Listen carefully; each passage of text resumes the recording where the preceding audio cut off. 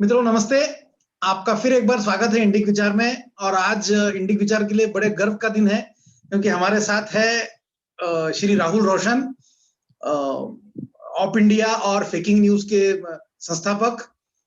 मतलब वो कोई हमारे इंट्रोडक्शन के मोहताज है नहीं, वैसे फिर भी के बारे में 2 मिनट बताना चाहूंगा मैं कि मतलब ऑप इंडिया में सबसे पहले मैंने कुछ 1 साल पहले लिखना शुरू किया। और जब मेरा सबसे पहला जब आर्टिकल छपा था तो मेरे लिए बड़ी गर्व की बात थी वो आज भी मुझे उतना ही आनंद आता है जब भी मैं लिख पाता हूँ। तो जैसे मैंने बताया, राहुल जी संस्थापक है फेकिंग न्यूज और opindia.com के। उन्होंने अपनी ग्रेजुएशन की है मैथमेटिक्स में, जर्नलिज्म का कोर्स किया हुआ है आई एम सी दिल्ली से, और आई एम अहमदाबाद से उन्होंने अपना MBA किया हुआ है। और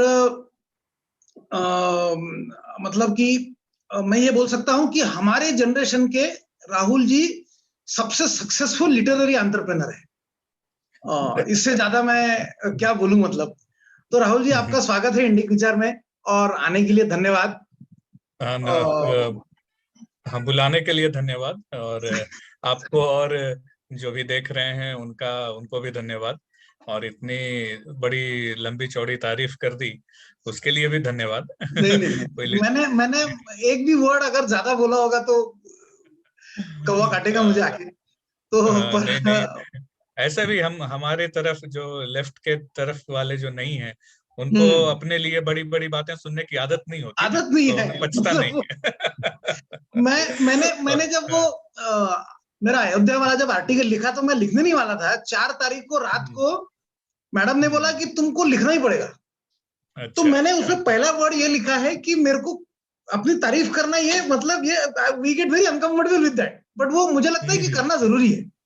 मतलब नहीं बिल्कुल तो ये पता, बिल्कुल, हाँ स्टोरी पता ही नहीं चलेगी किसी को, हाँ हाँ। और उसके पीछे कोई वजह नहीं है।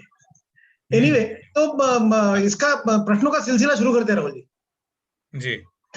तो मैं ये समझता हूँ कि मतलब आपका फेकिंग न्यूज भी बहुत बढ़िया, मतलब बहुत सक्सेसफुल वेंचर था। उसके भी बहुत सारे चाहने वाले थे, पढ़ने वाले थे। फिर उसके बाद में बिल्कुल आपने बिल्कुल। ऑप इंडिया बनाया। ऑप इंडिया तो खैर बहुत सक्सेसफुल है। और हम्म मतलब मैं किसी से बात कर रहा था, उन्होंने बोला यार हमारे पास है ही क्या ऑप इंडिया छोड़ के। तो मैं 1 मिनट सोचने के लिए रह गया। मैंने बोला यार हाँ, मतलब कि शायद वो सही बोल रहा है। तो बट मेरे हिसाब से स्वराज और ऑप इंडिया दो हमारे चमकते तारे हैं, मतलब कि जो हमको रास्ता दिखाएंगे और जो जी लिबरलों को जी। उनका सामना करने में हमारी हेल्प करते हैं। तो हम्म। फेकिंग न्यूज ऑप इंडिया के बाद में मतलब कोई भी आदमी केमैन आइलैंड में जाके कोई बंगला लेके बची हुई चैन की बंसी बजा के काट लेता है। ये आपको फिर किताब लिखने की क्यों सूझी मतलब? नहीं नहीं, पहले तो फेकिंग न्यूज से मैंने इतने भी पैसे नहीं कमाए कि केमैन आइलैंड में अपना कोई घर ले लूं। अच्छा हो और गया। हाँ, और शायद इतना कमा भी लेता तो वो करता नहीं। Okay, रिटायरमेंट की अपनी एक उम्र होती है। और बराबर हालांकि अब हाँ, राहुल गांधी के उनका बहुत, I am thankful to him कि उनके ओके। कारण आज भी मैं अपने आप को युवा कह सकता हूँ। तो अभी अभी रिटायर होने का वक्त है नहीं, और तब तो बिल्कुल नहीं था। तो ओके। पैसे होते भी तो केविन आइलैंड में नहीं लेता, मैं कुछ करता ही। करेक्ट। और वही सोच रहा था कि क्या क्या और करना चाहिए। बराबर और है। ऑप इंडिया जो है वो टेक्निकली तो मेरे भाई ने शुरुआत की थी। ओके। अभी तो वो खैर, और इनफैक्ट कुछ महीनों बाद ही उस वो तो फिर क्योंकि उसका अपना वो पढ़ाई लिखाई का काम है, वो ओके। आई एम उदयपुर में पढ़ाता है। तो ओके। वो तो अच्छा। इसमें काफी इन्वॉल्व नहीं रह पाया। और फिर बाद में वो ऑफ इंडिया की जो कहानी है वो तो मतलब एक मोटा मोटी लोगों को पता ही है कि कैसे कैसे करेक्ट। इसकी जर्नी रही है। वो तो एक और बराबर है। जर्नी है, हो सकता है उस पर कोई और किताब कभी लिखी जाएगी, नितिन बराबर है। कपूर लिखे या कोई और लिखे। बराबर है। तो पर जो आपका सवाल था कि फेकिंग न्यूज के बाद ये ऑफ इंडिया कैसे और फिर किताब कैसे, एक करेक्ट। तरीके से मेरी किताब ही वो जवाब है। तो वो पूरी जर्नी जो है मेरी, कि बराबर। आखिर क्यों ऐसा। इनफैक्ट मतलब ये आत्मकथा है नहीं, आत्मकथा की तरह लिखी है, लेकिन करेक्ट। ये एक हमारे पूरे जनरेशन की आत्मकथा है एक तरीके से। बराबर है। ये किसी बराबर है। किसी और ने करेक्ट। ये शब्द मुझे बोले थे मेरी बुक पढ़ने के बाद, जो कि मुझे बहुत अच्छा लगा, क्योंकि अटेम्प्ट मेरा यही था कि मैं तो कोई सेलिब्रिटी हूं नहीं, मैं कोई सचिन तेंदुलकर या अमिताभ बच्चन तो हूं नहीं कि मेरी आत्मकथा में लोगों को इंटरेस्ट होगा। तो ये मेरी कहानी नहीं है। हालांकि मैंने जो मेरे लाइफ में चीजें घटी हैं उसको उसको एक तरीके से जरिया बना के मैंने बहुत सारी चीजों को के बारे में एनालिसिस बराबर एक्सप्लेनेशन दिया है, जो कि बराबर। कईयों को ऐसा लग रहा है कि अरे हाँ, ये तो कहीं ना कहीं मेरी लाइफ स्टोरी से बहुत मैच करती बिल्कुल है और मेरे बिल्कुल। थॉट से बहुत मैच करती है। तो वो जो पूरी जो जर्नी रही है कि आखिरकार बिहार में मैं जैसे कोई भी वहाँ खासकर मेरे जनरेशन में जब जिसका भी जन्म हुआ उसमें या तो आप डॉक्टर या इंजीनियर बनेंगे और कुछ बनते हम्म, नहीं है, या आईएएस ऑफिसर बनते हैं बाद में। हम्म, तो ऐसे माहौल में मैं जर्नलिज्म की तरफ क्यों गया और जर्नलिज्म में मैंने क्या देखा, फिर फेकिंग न्यूज कैसे शुरुआत हुई, या उसके पहले जर्नलिज्म और फेकिंग न्यूज के बीच जो IIM अहमदाबाद का दौर रहा, और हम्म, फिर फेकिंग न्यूज और ये सब होकर 2013 12-13 का वो दौर और 2014 के चुनाव, और उसके बाद ऑप इंडिया और वगैरह। तो ये पूरी जो जर्नी है जो कि करेक्ट। कौतूहल पैदा कर सकती है अगर कोई मेरी पर्सनल लाइफ जर्नी को एक बार देखे कि भाई ये क्या वो है, ये करियर हम्म, ग्राफ कैसा है ये। हम्म, नहीं तो लोग हम्म, IIM करते हैं, कॉर्पोरेट लाइफ करेक्ट वगैरह में करेक्ट। जाते हैं, है ना। तो ये जो आपका सवाल था वो सही में किसी का भी सवाल हो सकता है कि करेक्ट। ये कैसा हाँ, ये करियर कैसा ग्राफ ग्राफ है। है, बराबर है। तो वो उसी को एक्सप्लेन करती है मेरी किताब पूरी ओके तरीके से। ओके। लेकिन जैसा मैंने कहा कि आप इसलिए ना पढ़ें कि राहुल ऐसे का करियर ग्राफ ऐसा क्यों रहा है, क्योंकि मैं एक जरिया हूँ। ये बराबर एक पूरे जनरेशन का ग्राफ है, एक पूरे जनरेशन की आइडियोलॉजिकल जर्नी की कहानी है। बराबर मेरी कहानी तो बस इट्स देयर बाय चांस। निमित्त मात्र ऐसा। हाँ। निमित्त मात्र। जी जी। चलो, बहुत बढ़िया। एक मतलब अभी जैसे कि इंडिक एकेडमी हो या ऑप इंडिया हो, इन सबसे संबंध में हम्म, आने के बाद एक ऐसे लिखने हम्म, वालों की एक एक 100 150 200 लोगों की जमात में अभी हम घूमते उठते उठते बैठते हैं। तो लिखने की हम्म, तो आदत हो गई। पहले हम्म। तो ट्वीट करने की आदत थी भयंकर, फिर उसको हमने थोड़ा थोड़ा अच्छा करके फिर उसको 140 वर्ड से हाँ हमने उसको 1000 क्या बोलते हैं 1000 2000 शब्दों में लेके गए। लिखने की हाँ आदत हो गई, वहां से किताब पे ग्रेजुएट होना मतलब बड़ी स्ट्रगल है, जो कि हाँ मैं भी आज कर रहा हूं। तो उसके लिए हाँ आपने क्या अपने आप में चेंज किया, कुछ आदतें बदली, कुछ हाँ घुट्टी पी, मतलब कुछ तो करा ही होगा। हाँ। बिल्कुल, ये बिल्कुल आप सही बोल रहे हैं। एक तो ये ट्विटर जो है वो तो दोधारी तलवार है। हाँ एक तो हाँ। मतलब इसके कारण आपकी जो सोच है, इसके कारण आपके या यूं कहें कि आपका जो एक्सपोजर है वो तो डेफिनेटली बढ़ता है। कई करेक्ट। तरह के लोग आपको से आप उनके विचार को से आप एक्सपोज होते हैं।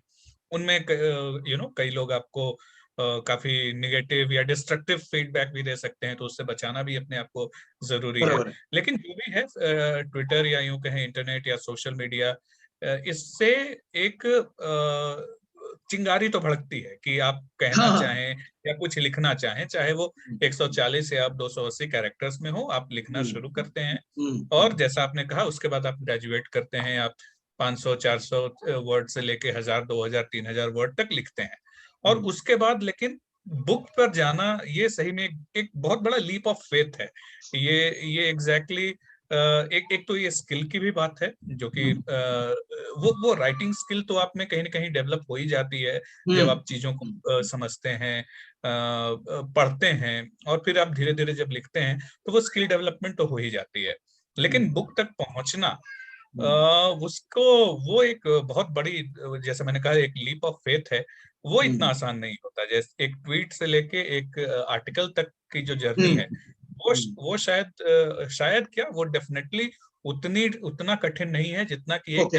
आर्टिकल या बंच ऑफ आर्टिकल से बुक तक जाना। बुक पे जाना। तो हालांकि जो किताब मैंने लिखी है वो यूं तो कहें कि ये तो कहानी या ये जो विचार थे वो तो मेरे दिमाग में ऑलरेडी थे, क्योंकि जो जरिया है वो तो मैं खुद हूँ, तो मैं खुद को तो जानता ही हूँ, तो ये कहानी थी मेरे दिमाग में। और जो विचार हैं उनको एक तरीके से कैसे एक्सप्रेस करना है, क्या फ्लो रखना है, वो अपने मुंह मियां मिट्ठू बनूं, तो वो स्किल तो डेवलप हो ही गई थी। चाहे वो सटायर लिखना हो या ओप इंडिया पे लिखना हो, तो वो भी हो गया था। लेकिन फिर भी उसको उसको जाकर फाइनल एक रूप दे पाना, उसके लिए बहुत ज्यादा डिसिप्लिन की जरूरत है। वो और वो मुझे पहले से ही ये बात पता थी। 2012-13 में ही एक लिटरेरी एजेंट मेरे टच में आए थे। ओके। उन्होंने तभी कहा था, जब जब फेकिंग न्यूज टॉप पे था, कि आप कुछ लिखिए, आप एक बुक लिखें। और उस वक्त तो ऑब्वियसली ह्यूमर या सटायर जॉनरा में ही लिखने का सुझाव था। लेकिन मैं कभी लिख नहीं पाया, क्योंकि एक तो थोड़ा व्यस्तता भी रही बिजनेस चलाने की वगैरह। लेकिन व्यस्तता से ज्यादा मुझे लगता है वो डिसिप्लिन मैं अपने आप में कभी ला ही नहीं पाया, और वो बहुत जरूरी है किताब लिखने के लिए। और न सिर्फ डिसिप्लिन बल्कि मोटिवेशन, क्योंकि किताब जो है, हालांकि एक बार खत्म हो जाए किताब और जब लिख लें, काफी सेटिस्फेक्शन मिलता है जब लोग आपको रिएक्शन देते हैं कि ऐसा है, उस वो भी खुशी होती है। लेकिन अनफॉर्चुनेट बात यह है कि एक किताब की रीच फिर भी बहुत लिमिटेड है। एक एक जो आपका ट्वीट है या एक आपका जो वायरल आर्टिकल है, उसकी जो रीच है वो कहीं ज्यादा है। और अभी इंडिया में आप देख लें, तो अगर आपकी 10,000 कॉपीज भी बिक जाएं, तो आप बेस्ट सेलर्स में आ जाते हैं। जबकि एक आर्टिकल का 10,000 शेयर होना, हालांकि वो भी वायरल होने बाद और बड़ी बात है, लेकिन फिर भी अनथिंकेबल नहीं है कि अगर आप अपने, मैंने बहुत सारे ऐसे आर्टिकल्स लिखे हैं, चाहे वो ह्यूमर के हों या सटायर के हों, जो कि काफी शेयर हुए। ट्विटर के तो खैर ऐसे 15-20 हजार टाइप रिट्वीट वाले भी हैं। तो जब आप वैसे सोचने लगते हैं, तो आपको दिमाग में ये भी आ सकता है, तो फिर इतना एफर्ट डाला क्यों जाए? अगर एक ट्वीट आपको इतना रीच दे सकता है, एक आपके आर्टिकल इतना ज्यादा रीच दे सकते हैं, या फिर आपके 2-3-5 मिनट का एक यूट्यूब वीडियो इतना इफेक्ट डाल सकता है, तो फिर इतनी जहमत उठाई क्यों जाए कि आप एक किताब लिखें? तो ये जो अंतर्द्वंद हो सकता है, उसको जीतना भी जरूरी है, कि आप उसके लिए नहीं कर रहे, या आप सिर्फ बेचने के लिए, या आप सिर्फ बेस्ट सेलर में आ जाए उसके लिए नहीं कर रहे।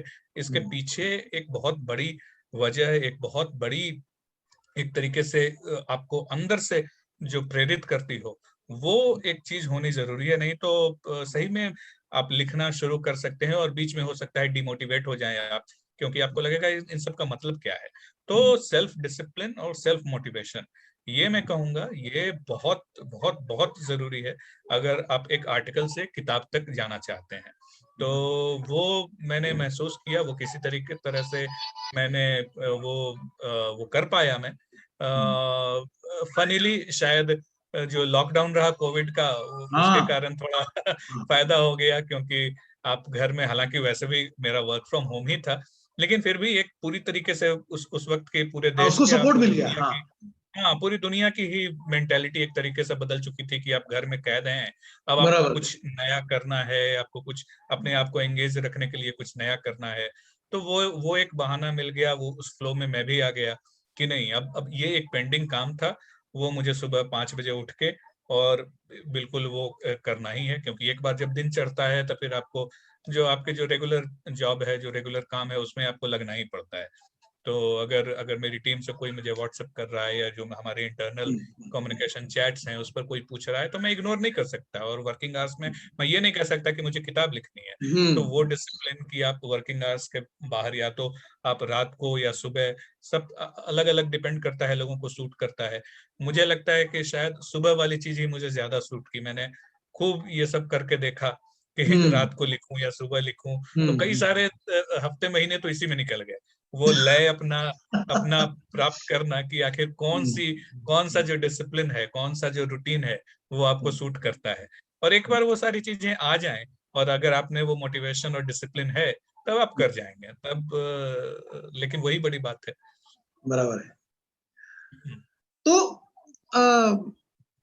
थोड़ा सा आपने जो किताब में लिखा है उसकी तरफ आते हैं, कि आपका जो संगी वाला इंसिडेंट है, कि आपको किसी ने संगी बुलाया तो आपको मतलब बहुत गुस्सा आया टाइप। तो ना मैं उससे रिलेट इसलिए नहीं कर पाता हूं, क्योंकि जहां से मैं आता हूं, नागपुर से, वहां पे संगी होना मतलब कोई ऐसी बुरी बात नहीं है, मतलब एक्चुअली आप जब हो भी सकते हो कि यहाँ से यहीं से हाँ, आरएसएस शुरू हुई थी, तो संघी बिल्कुल, होना ये actually it can be a thing of pride also. Right, तो हाँ, इसलिए मैं आपसे उस रिलेट नहीं कर पा रहा हूँ कि आपको बुरा क्यों हाँ, लगा, क्योंकि आप दिल्ली में थे या उस टाइप के सर्कल में हाँ, थे, आई डोंट नो, मतलब मैं उसके बारे में जानना हाँ, चाहता हूँ। तो किताब पढ़िए ना। नहीं नहीं, वो तो तो क्योंकि आधे से ज्यादा किताब तो मेरी इसी बात पर है अच्छा। कि आखिरकार क्यों ये जो प्रेजुडिस होता है आपके दिमाग में। ओके और संगीत ओके। तो दूर की बात है, अगर आप एक तिलक लगाने वाले हिंदू भी हैं तब भी हम्म। आपके अंदर एक तरीके से कोई हीन भावना, या फिर आप उसको, वो आप एक्सप्रेसिव नहीं हो पाते, वो ऐसा क्यों होता है। हालांकि ये ओके। वाकया मैंने किताब में लिखा नहीं है और शायद लिखना भी चाहिए था। जैसे कि मेरी आदत थी कि अगर मैं ऑफिस जा रहा हूँ, अगर सुबह घर में पूजा पाठ हुआ, in fact as near as very very recently 2012-13-14 के बाद, जब नेटवर्क 18 में मेरी मतलब फेकिंग न्यूज को अक्वायर करने के बाद एक तरीके से मैं हम्म वापस उनके ऑफिस में आया। और हम्म जैसे मेरी वाइफ ने सुबह पूजा की और उन्होंने हम्म टीका लगा दिया, तो हम्म ऑफिस में जाने से पहले मैं पोंछ लेता था। जबकि हम्म एक मुस्लिम ऐसा नहीं करेगा, वो तो टोपी लगा कर जाएगा अगर हम्म फ्राइडे है या जो भी है।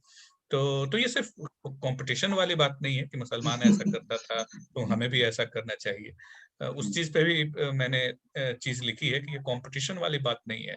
लेकिन ये इस तरह की फीलिंग आप में क्यों आ जाती है, कैसे आ जाती है, उस चीज को समझने की जरूरत है। और ऐसे ओके। मेरे जैसे कई होंगे और हैं जो हम्म कि जो कि एक एक्सप्रेसिव या असर्टिव हिंदू होने में भी उनको कहीं या तो वो झेप जाते हैं या कुछ डर रहता है।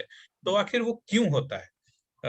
ऑब्वियस सी बात है कि एक जो है जो जो लिटरली संगी हैं, जैसे आप हो सकते हैं, आपकी हम्म सोच बिल्कुल अलग है। मैं तो वो हूँ हम्म। संगी हूँ, नेवर वेंट टू अ शाखा, हाँ वो हाँ, तो वाले आप हूँ। अलग टाइप वाले हैं, तो हाँ हाँ तो हाँ। तो तो हमारी जो कहानी है कि हम्म आखिर ऐसा क्यों होता है, आखिर हम्म आखिर आप संगी तो छोड़ दीजिए, हम्म उससे तो मैं ऑफेंड हुआ ही। एक तरीके हम्म, से आप एक्सप्रेसिव या असर्टिव हिंदू भी होने से बचते हाँ। क्यों रहते हैं। वो वो आधे से ज्यादा मेरी बुक जो है वो तो अच्छा। लगभग उसी को डील करती है। और उसके ओके। बाद आप उस वो जो एक बैकग्राउंड है, उस हम्म मतलब वो सारे को से होते हुए, या यूं कहें कि वो सारी चीजें सहते हुए भी, उसके हम्म बाद भी ऐसा ऐसा जो जर्नी है या ऐसा ट्रांसफॉर्मेशन क्यों हुआ कि आप हिंदू होने पे गर्व तो आप, वो तो ऑब्वियस सी बात है, आपने हम्म संघी लेवल से भी आपको कोई प्रॉब्लम नहीं रहा, तो वो फिर हम्म। क्यों हुआ, ऑब्वियसली वो किताब में लिखा है। तो ओके। जो जो संघी हैं, जो शाखा जा चुके हैं, ऑब्वियसली उनसे मेरी कहानी अलग है। तो करेक्ट, आई गॉट दैट। आई हाँ, गॉट लेकिन कई दैट। कई सारी चीजें मैच कर सकती हैं डेफिनेटली। और चूंकि ऐसे ऐसे बहुत लोग हैं, हालांकि संघ का जो प्रचार प्रसार है वो कोई सिमटा हुआ नहीं है। ऐसे बहुत लोग हैं जो कि बचपन से ही इसके जो संघ की आइडियोलॉजी है उससे प्रभावित होते हैं, शाखा रेगुलरली अटेंड करते हैं। लेकिन जो 40% बीजेपी को वोट मिलते हैं, या फिर जो भी लोग सो कॉल्ड जो संघीय आइडियोलॉजी है या हिंदुत्व है उसके पक्ष में अगर बोलते हैं, तो उनमें से अधिकतर एक्चुअली वो आरएसएस मेंबर्स नहीं होते। तो ये बराबर। उनकी कहानी है कि आखिर क्यों ऐसा कैसे करेक्ट। हुआ। बराबर है। तो इसको इसको जोड़ के एक और मतलब एक उसका हम्म, सब छोटा सवाल है उसके हम्म, उसी में क्या, कि अभी संघी बनना ही पड़ेगा, अब बहुत हो गया हम्म, कि हम्म, कोई कुछ भी बोले, अब तो हम्म, मतलब कर ली, ऐसा हम्म। आपको उसी दिन लगा था ये जब किसी ने बोला था, कि उसमें कुछ अंतर था ये? नहीं नहीं, वहां से उस दिन से, जिस दिन किसी ने संघी बोला से लेके जिस दिन हम्म मैंने सोचा कि संघी अगर मेरे को कोई बोलता है तो इसमें बुरा लगने वाली बात ही नहीं है, इनफैक्ट हम्म मैं अपने आप को संघी लेवल में ये लगा लेता हूँ, उसके बीच तो हम्म। 3-4 साल का फासला रहा है। अच्छा। तो और वो और लेकिन कहानी ऑब्वियस मतलब जो किताब है वो ऑब्वियसली सिर्फ 3-4 साल की नहीं है, तो किताब तो ऑलमोस्ट 40 साल करेक्ट 50 साल की कहानी है। इनफैक्ट उसके भी पहले, जब जहां मैं इकोसिस्टम वगैरह की बात करता हूँ, तब तो हम और भी इतिहास में जाते हैं। और कई बराबर। कई जगहों पे तो हम और भी ज्यादा जो मेडिएवल एजेस वगैरह हैं वहां तक हम जाते हैं। तो वो है तो, क्योंकि ये ऐसा तो हो ही नहीं सकता कि आप कि किसी ने संघी बोला और आपको उस वक्त बुरा लगा और दूसरे ही दिन आप पलट गए। ऐसा ऐसा तो ट्विटर पे ही कुछ पलटने वाले लोग होते हैं जिनको कहीं से कुछ चीज मिल जाती है और वो ओके, अचानक हाँ, पलट सो जाते दैट हैं। जर्नी टेक्स तो टाइम, बराबर वो, है, हाँ। हाँ, तो वो यूटर्न वाली मेरी कहानी तो है नहीं। अच्छा, करेक्ट। वो, हाँ, तो ये तो है नहीं कि रातों रात मुझे कुछ ब्रह्म ज्ञान आ गया क्योंकि अकाउंट में कुछ पैसे आ गए, या फिर रातों रात मुझे कुछ बुरा लग गया क्योंकि मुझे कहीं से कुछ चीज की एक्सपेक्टेशन थी और वो मुझे मिली नहीं, तब मैंने हाँ, यूटर्न मान लिया। तो ये तो कहानी है ही नहीं। In fact correct. ये जो कहानी है वो तो खैर आपको बुक पढ़ के समझ में बिल्कुल, आ ही बिल्कुल, जाएगी लोगों को बिल्कुल, कि क्यों क्यों ये ट्रांसफॉर्मेशन हुआ। करेक्ट। अभी अब आपको संघी अ, बनाने में बड़ा हाथ किसका है? मीडिया का या कांग्रेसी इकोसिस्टम का? दोनों एक या ही चीज है। इंटरनेट का, या मतलब इंटरनेट का भी शायद? हाँ, इंटरनेट बहुत बड़ा उसका हिस्सा रहा है। अगर अगर इंटरनेट नहीं होता तो शायद हो सकता है कोई, अगर नियति में लोगों को यकीन है, अगर अगर लगता हम्म, है कि अगर आप बिलीवर हैं, अगर आपको लगता हम्म, है कि नहीं, कि कोई भाग्य जैसी चीज होती है, या हम्म, जो वो कहते हैं कि नहीं, अगर भगवान का लिखा है तो वो होगा ही किसी न किसी हम्म, तरीके से। तो अगर वैसे आप सोच रखें तो हो सकता है इंटरनेट ना भी रहता तो कोई ना कोई भगवान रास्ता दिखा ही देते। लेकिन जो जो अभी रास्ता है उसमें तो इंटरनेट एक बहुत बहुत बड़ा, हाँ, क्या मतलब, बहुत बहुत बड़ा बड़ी वजह थी उसकी। मोर देन और 50% ऐसा। इसीलिए आप देखिए तो ये इनकी जो जो लिबरल्स हैं उनकी पूरी कोशिश है कि इंटरनेट पे कब्जा जो करेक्ट, वापस बिल्कुल, कैसे हो, जो मेन स्ट्रीम बिल्कुल, मीडिया पे बिल्कुल। जैसे इनका जो हम्म, सेंसरशिप था, इनकी हम्म, जो गेट कीपिंग थी, इनकी हम्म, जो मतलब ये जो मठाधीश बने हुए थे मेन स्ट्रीम मीडिया में, तो वैसे ही वापस जो सोशल मीडिया है या इंटरनेट टेक्नोलॉजीज हैं उस पे वापस इनका कब्जा कैसे हो, और ये ट्विटर पूरा पे का तो हो भी पूरा गया अब इनका। तो। हाँ, हो भी ट्विटर पे गया तो है हो भी ट्विटर गया पे। है। हाँ, तो तो इंटरनेट कितनी बड़ी वजह होगी वो आप इनके डेस्परेशन से ही समझ सकते हैं कि अगर ये बराबर, इतनी बड़ी वजह नहीं होती तो ये दे वुडंट हैव केयर्ड। जैसे करेक्ट। 2011-12 में डिडंट केयर, उनको लगा है कोई फैड है, चली हाँ, जाएगी, हाँ, कुछ हाँ, खास फर्क नहीं पड़ेगा। तो हम्म, इंटरनेट तो एक बड़ा एक बहुत बड़ी वजह थी जिसके हम्म, कारण चेंज हुआ, जिसने संघी बनाया।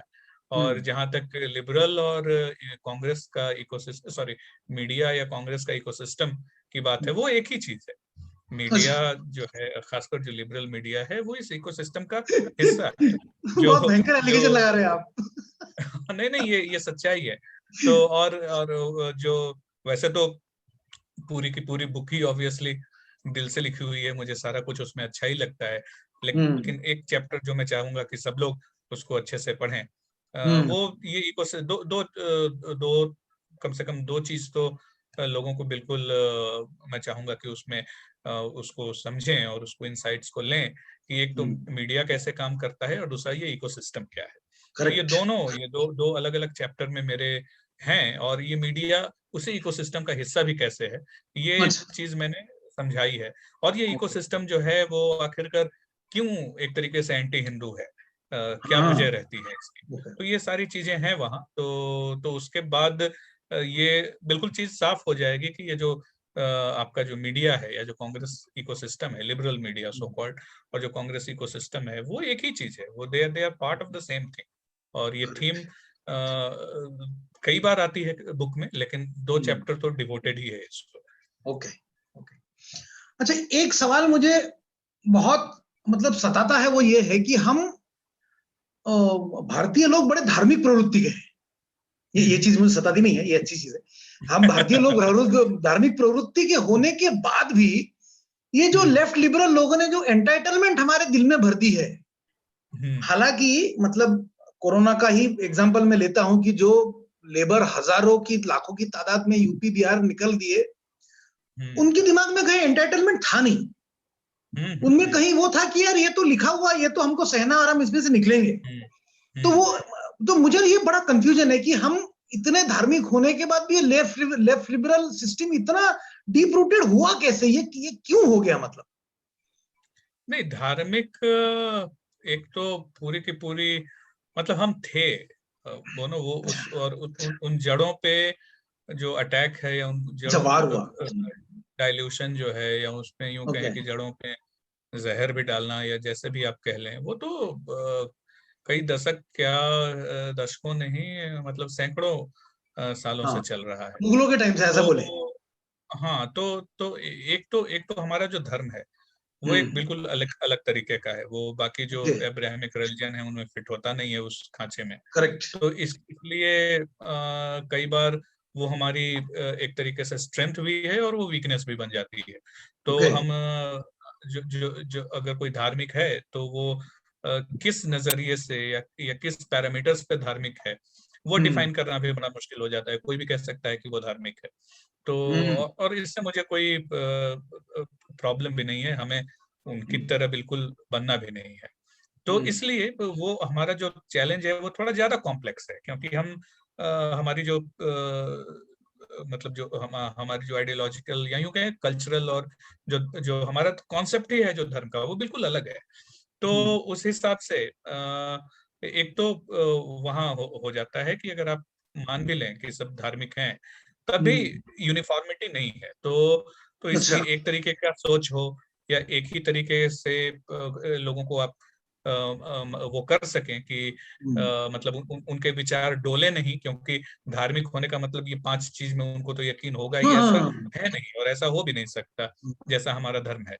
हम्म। तो एक तो वजह वो है। दूसरी वजह कि अगर मान लीजिए वैसा होता भी कुछ, हम्म। तो ये तो जाहिर सी बात है ना कि कोई भी जो नई चीज होती है, कोई भी अच्छा। जो जो थोड़ा अलग होता है, उसको लेके हम्म। लोगों के बीच में कौतूहल वगैरह होता ही है। तो ये जो लेफ्ट लिबरल जो विचारधारा है, ये तो एक तो बहुत नई चीज है। अगर अगर आप सिविलाइजेशनल एस्पेक्ट्स में देखें, हमारी करेक्ट। हमारी सभ्यता तो लगभग 5,000 साल पुरानी जाती है। करेक्ट। लेकिन ये मार्क्स वगैरह क्या कितने, ये तो 1,000 साल पुराने भी नहीं है। बराबर है। तो उस हिसाब से ये बहुत नई चीज है। और खासकर इंडिया में, और अभी जो इसका जो वोक फैशन है, ये तो हम्म। 7-8 साल पुराना भी नहीं हम्म। है। इनफैक्ट मुश्किल से 4-5 साल पुराना ये जो वोकनेस है। तो जो नई चीज होती है उसको लेके एक अच्छा। फैड आता है। हम्म। एक पेजर भी आया था, तो लोग लटका के चलते थे, और एक एक साल में खत्म हो गया। हम्म। तो इसलिए प्रभावित हो जाना कोई इस तरह अच्छा। की चीजों से, वो कोई अच्छा। नई बात नहीं है। क्योंकि और ये तो मानना पड़ेगा कि इनको अपनी जो आइडियोलॉजी है, या जो भी कह लें, जो भी कूड़ा कचरा है उनके पास, उसको बिल्कुल सजा संवार के देने में बड़ा वो मास्टर हैं इस मामले में। तो वो हम्म। पिज्जा पे आपको गार्बेज की टॉपिंग भी आपको खिला सकते हैं। तो वो बात है। तो इसलिए धार्मिक चाहे हमारी रूट रूट जड़ें हों या ना हो, इनका जो प्रभाव है, ये तो इनको क्रेडिट तो देना ही होगा, क्योंकि इन्होंने उसको इसकी अच्छी मार्केटिंग की। दूसरी की, चूंकि नई चीज है तो लोगों को कौतूहल होता है, वो अच्छी लगती है। ये इसको इनको इनको वो बज़वर्ड्स यूज करके उसको प्रमोट करना बड़े अच्छे से आता है। हम्म। कि आप नारी शक्ति की बात कर लें, हम्म। या गरीबों की बात कर लें, या जो भी कर लें, इन सब में लपेट के अपनी चीज आगे करना इनको बड़े करेक्ट। अच्छे तरीके से आता है। गंगा जमनी और हम तहजीब हो गई एक और अनफॉर्चुनेटली, वर्ड। हाँ गंगा जमनी तहजीब एक और बड़ा कैच वर्ड बहुत दिन चला हुआ है। हाँ हाँ, ये राइट, ये गंगा जमनी तहजीब है, ये भी वो है। पर गंगा जमनी तहजीब में क्या प्रॉब्लम्स हैं ये बताना आसान है, लेकिन हाँ आप हाँ। ये नहीं कह सकते ना, ये नहीं कह सकते ना कि नारी शक्ति में क्या प्रॉब्लम है। हाँ, भाई ये बड़ा तो बड़ा हमारे बड़ा मुश्किल। हमारे धर्म का ही ये तो एक तरीके से हिस्सा है। करेक्ट। हम करेक्ट। तो हमारा तो एकमात्र धर्म है जहाँ की हम हमारी जो जो देवियां हैं वो नारियों तो की पूजा होती है, मतलब हाँ। देवताओं को दबा के रखती हैं। जो हम्म। देवता काम नहीं कर पाते तब देवियां जो हैं वो आती हैं। तो फिर आप और वो फेमिनिज्म और नारी शक्ति की बात लेके और वो आगे बढ़ जाते हैं, और हम करेक्ट। फिर वो चीज हम छोड़ जाते हैं, क्योंकि उन्होंने वो हथिया ली है। बराबर। तो इस चक्कर में ये वजह रही है कि वो करेक्ट। हमारे जो एक धार्मिक सभ्यता होने नॉवेल्टी के एक बड़ा बावजूद, फैक्टर था ऐसे। हाँ, तो वो है। तो हमें भी थोड़ा इनोवेट करना होगा, हमें भी थोड़ा हाँ, चीजों को इनोवेट करना इतना, होगा। हाँ, और इतना हम हैंग अप ना रहें चीजों को लेके करेक्ट। कि नहीं यही सही तरीका है, इसी तरीके से होना हम्म। चाहिए। क्योंकि वो तो हमारे कभी कल्चर में वैसा रहा भी नहीं। एक ब्रॉड अंडरस्टैंडिंग है कि चीजें कैसे होनी चाहिए, रेखाएं बिल्कुल खींची हुई हैं, ऐसा भी नहीं है कि कोई भी कुछ भी करता रहे और अपने आप को धार्मिक कह दे, वो भी नहीं है। तो ऑब्वियस सी बात है, कॉन्सेप्ट्स हैं, बराबर है। लेकिन उसको हमें थोड़ा पैकेज करने की जरूरत है। ये तो राइट विंग की चीज है, पैकेज करना, मार्केटिंग करना, ये हाँ तो कायदे से राइट विंग की चीज होनी चाहिए। लेकिन वो तो लेफ्ट इसमें आगे निकल गया है, अब क्या करें। नहीं, पर राइटिंग वाले वो ऑफिस में करते हैं, घर में नहीं कर पाते। वो हम एम्प्लॉयर के लिए बहुत अच्छी तरीके से कर सकते हैं, धर्म के लिए नहीं कर पाते, ये हमारी प्रॉब्लम है। हाँ जी, मतलब तो वहां वहां हम एम्प्लॉयर के बहुत लिए जान पे खेल जाएंगे हम। तो ये जो पुराने कम्युनिस्ट हुआ करते थे कि उनको फटा झोला और घिसे चप्पल लेके ही चलना है, तो वो उस सोच से वो तो बाहर आ गए। और देखिए वो मतलब केमन आइलैंड में तो उन्होंने मकान ले लिए।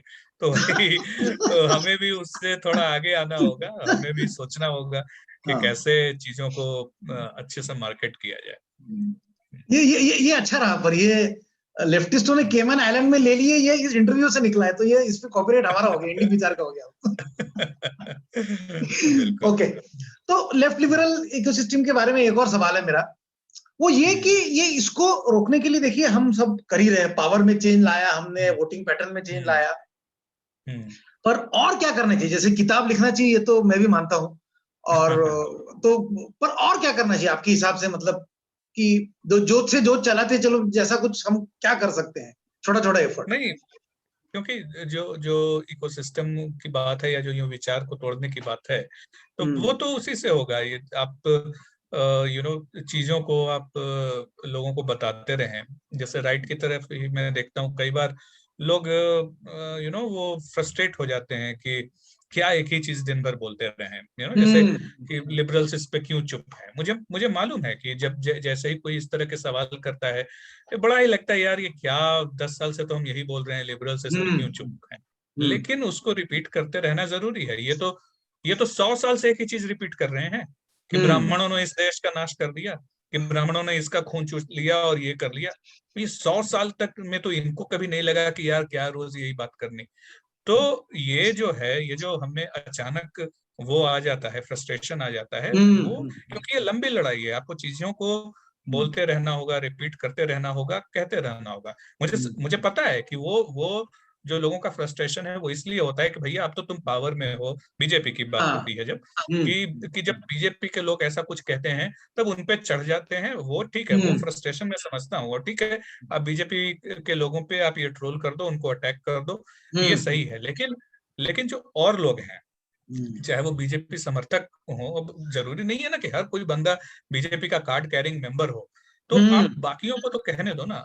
उनको वो मत करो यार क्या यही वो, इसमें आप मत पड़ो। क्योंकि अगर अगर ये उधर की सोच होती, क्यों वो है, अपने दुश्मन से भी बहुत कुछ सीखना चाहिए। वो कभी किसी, वो एक ही घिसी पिटी राग पता नहीं कब से गाए जा रहे हैं, और जितनी इतनी बार उन्होंने वो राग सुनाया है कि अब लोगों को लगता है उसके मतलब, अब आप खुद देखो ना, अब आप कहीं नए जगह पे जाओ, बगल में वहां पे मस्जिद है, 5 बार अजान होने लगे, आपको 1 आध 2 साल बाद आदत पड़ जाएगी। आपको वो लगेगा कि नहीं, ये तो पार्ट ऑफ मेरे लाइफ हो रूटीन का गया। हिस्सा है। हाँ, मेरे रूटीन का हिस्सा है। तो वही लिबरल्स ने वही कर दिया है, उन्होंने एक ही चीज रिपीट रिपीट कर दी है कि आपको वो चीज नॉर्मल लगती है, और वो आपके दिनचर्या का, आपके सोच का हिस्सा हो जाता है। जहन में बस तो जाती है बात। इसलिए, हाँ, तो इसलिए हमें भी, चाहे वो फटा हुआ टूटा हुआ रिकॉर्ड लगे या जो लगे, बहुत सारी चीजें चाहे वो ऑब्वियस हो या जो भी हो, वो रिपीट करते रहना पड़ेगा। लोगों को कॉन्टेक्स्ट देना जरूरी है।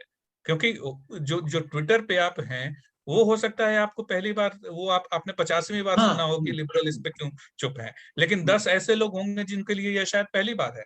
वो 2009 से एक्टिव नहीं है ना ट्विटर पे। तो हालांकि इस अगेन मैं ये स्पेसिफाई कर दूं कि मैं बीजेपी को लॉन्ग रोप नहीं दे रहा। बीजेपी एक अलग चीज है, उस पे अगर हमें बात करनी है तो हम कर सकते हैं। लेकिन जहां जो वाइडर नैरेटिव और इकोसिस्टम की बात है, उसमें हमें अपनी जो बात है वो रिपीट करते रहना होगा, चाहे वो ओके, हाँ उस तरह वैसा स्टक रिकॉर्ड या क्या बोलते हैं कि वो फंसा हुआ रिकॉर्ड किस्म का हम क्यों ना लगे। तो आपको और ऑब्वियसली आप नई चीजें भी कीजिए। 4 चीजें ही सिर्फ आपने कुछ कह लिया समझ लिया और वही दिन भर रिपीट कर रहे हैं, ऑब्वियसली फिर मतलब वो आपकी भी स्किल्स हाँ, पे आप भी और खुद आपका बोर हो भी जो जाएंगे उससे। हाँ। हाँ आपके भी जो इंटेलेक्चुअल फैकल्टी है उस पे उसको भी आप बढ़ावा नहीं दे रहे। लेकिन बराबर। जो चीजें हो चुकी हैं वो हमें ऑब्वियस लग सकती हैं, बहुतों को हम्म। नहीं लगती। तो वो बराबर है। और सबसे सबसे बड़ी जो हमारी कमजोरी है वो यही है कि हम हमारे ये ट्विटर या इन सब पे कई लोग तो हैं जिनको ये सारी बातें फटाक से समझ में आ जाती हैं, लेकिन हम्म। आप बाहर निकले लोगों को देखें वो कॉन्टेक्स्ट उनके पास है ही नहीं। तो वो बराबर। जब तक ये सारी चीजें दिन भर नहीं बोल ली जाएंगी और लोगों तक नहीं पहुंचेंगी तब तक वो कॉन्टेक्स्ट मिलेगा नहीं, और तब बराबर है। तक हम चीजों को वो तोड़ नहीं पाएंगे। तो बराबर। इसलिए वो नैरेटिव चलता रहे वो जरूरी है, और वो हर फॉर्मेट में चले वो जरूरी है, चाहे वो कहानी हो, चाहे वो ट्वीट हो, चाहे वो व्हाट्सएप फॉरवर्ड हो या जो भी हो। और उसके अलावा भी जो जो न्यू मीडिया है उस पे एक्चुअली हम पीछे हो गए हैं थोड़ा।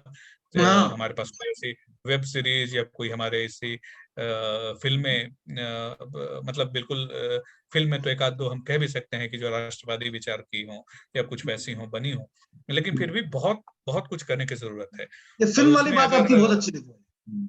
हाँ कौन से फिल्म वाली हाँ राइट। फिल्मों में है ही नहीं हम। तो हाँ तो थोड़े बहुत हैं, मतलब मैं बिल्कुल वैसा भी जो लोग कर लेते हैं कि नहीं बॉलीवुड तो बिल्कुल ही एंटी हिंदू और वहां कुछ है ही नहीं, उतना उतना भी गया गुजरा नहीं है। वो ओके। थोड़ी सेविंग ग्रेसेस हैं उधर।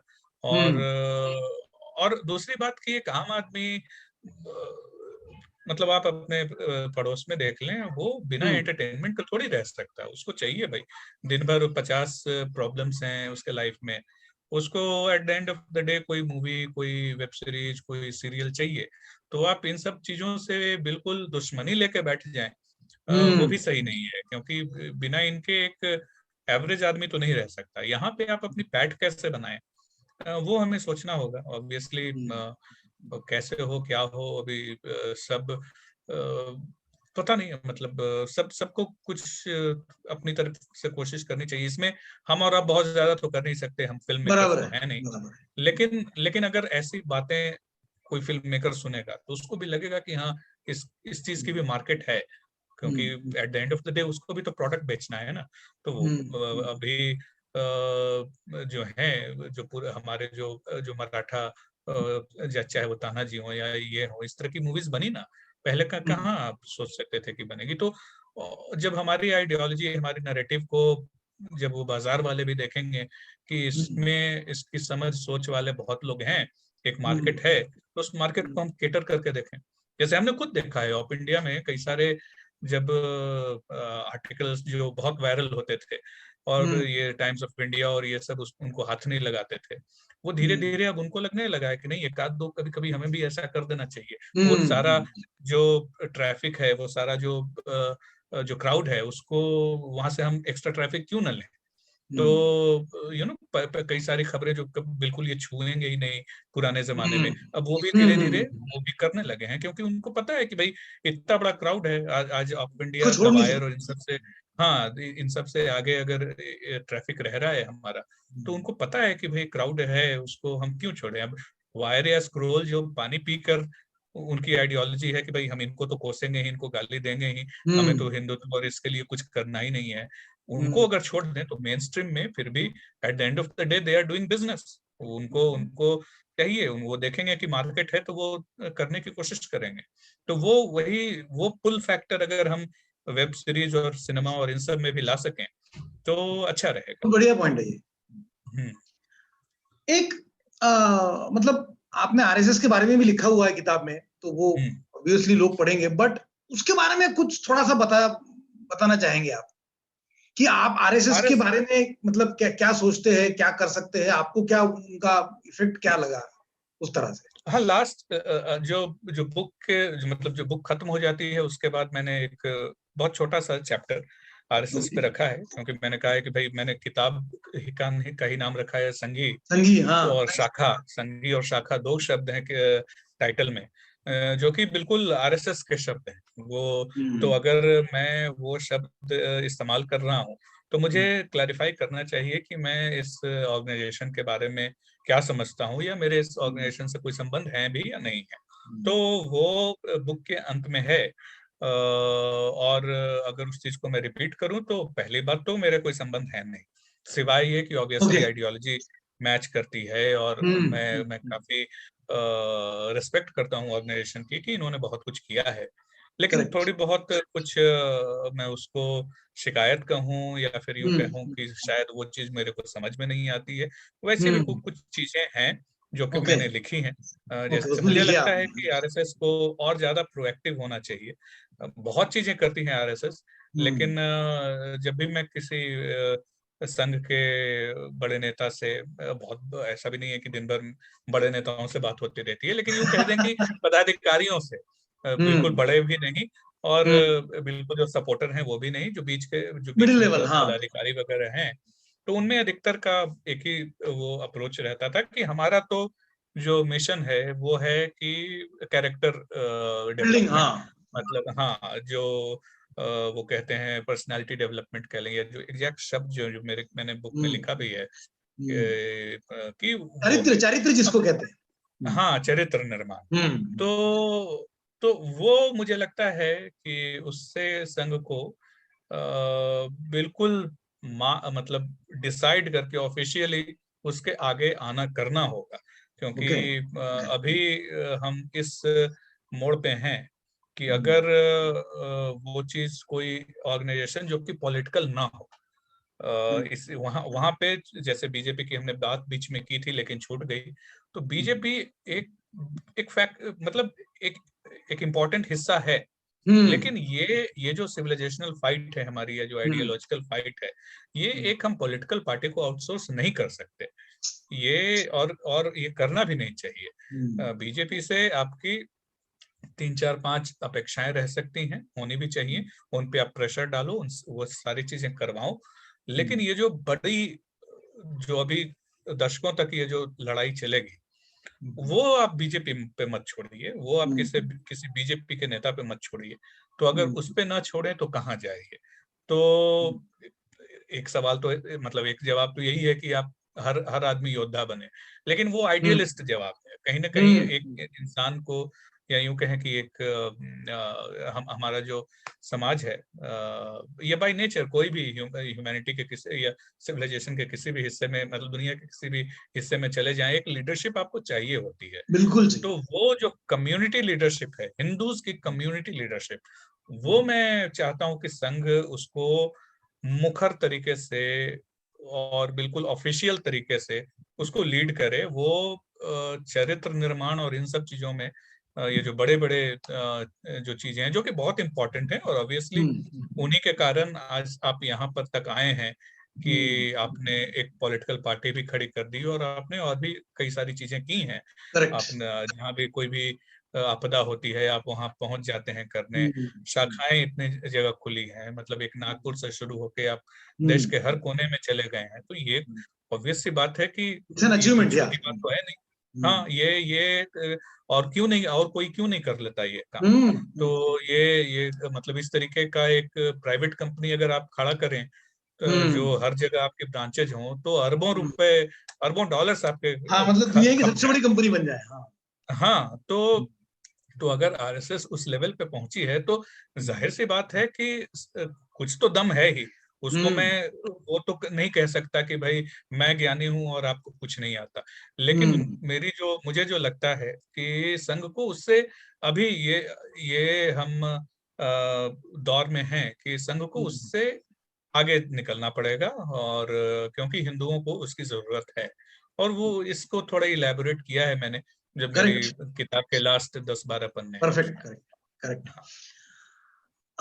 सवाल आखिरी एक, मतलब आखिरी दौर में पहुंच गए हम राहुल जी, बहुत मजा आया। हम्म, मतलब हम्म, बात चलती रहेगी, ऐसा ही लगता है, चलती रहनी चाहिए, ऐसा लगता है। हाँ। कोई आपके दिल की जो बात जो मेरे से छूट गई, जो आप बताना चाहते हैं दर्शकों को हमारे? नहीं, जैसा आपने अभी कहा कि काफी अच्छे से एक अच्छे फ्लो में ये हमारा जो वार्तालाप रहा है, तो मुझे तो नहीं लगता, और ऐसे जाहिर सी बात है छूटी तो बहुत चीजें होंगी अभी। ओके। जैसे मैंने कहा कि इतनी सारी चीजें हैं जो जो नॉन लेफ्ट विंग यूं कह लें, राइट विंग कहें ना कहें, या जो धार्मिक विंग है या जो भी है, इससे बराबर। रिलेटेड, इससे रेलेवेंट इतनी सारी चीजें हैं बराबर। कि मतलब उस पे बहुत कुछ कहना, बहुत कुछ लिखना, बहुत कुछ बनाना जरूरी है। तो उसमें मुझे पता है बहुत कई सारी चीजें छूट भी सकती हैं। ओके। फिलहाल तो मैं यही कहूंगा कि मतलब हमें वो फोकस रखना होगा, हमें वो एक कॉन्फिडेंस रखना होगा कि ये जो लड़ाई है, चाहे वो कितनी भी अभी अनइवन लगे, हम्म। वो जरूरी है और वो हमारी है। वो अगर अगर चाहे वो संघ हो या बीजेपी हो या बीजेपी के कोई नेता हो, अगर हम्म। उनसे आपको कोई प्रॉब्लम है, अगर लगता हम्म। है कि भाई इन पे इनसे तो ना हो पाएगा, वो जो हाँ हाँ। कौन सा मीम है, कौन सी मूवी हाँ, का, तो गैंग्स ऑफ तुमसे ना हो वासेपुर पाएगा, कहते हाँ। हैं, हाँ बेटा तुमसे ना हो पाएगा। बेटा तुमसे ना अगर हो ऐसा पाएगा। आपको, हाँ अगर आपको लगता भी है कि भाई चाहे वो कोई भी हो कि बेटा तुमसे ना हो पाएगा, तो वो आप भले ही बोल दीजिए, लेकिन अपने में ये हिम्मत हाँ, रखिए कि हम तो करेंगे बेटा, तुमसे हो ना हो, हम तो मैं करेंगे। जरूर तो करूंगा, हाँ। ये, हाँ तो ये सब में ये वो हम्म। होनी चाहिए। हम्म। और सब कोशिश करेंगे तो पक्का कुछ न कुछ तो कर ही लेंगे। और अब बहुत इस अच्छे। चीज को बीच में तो छोड़ नहीं सकते।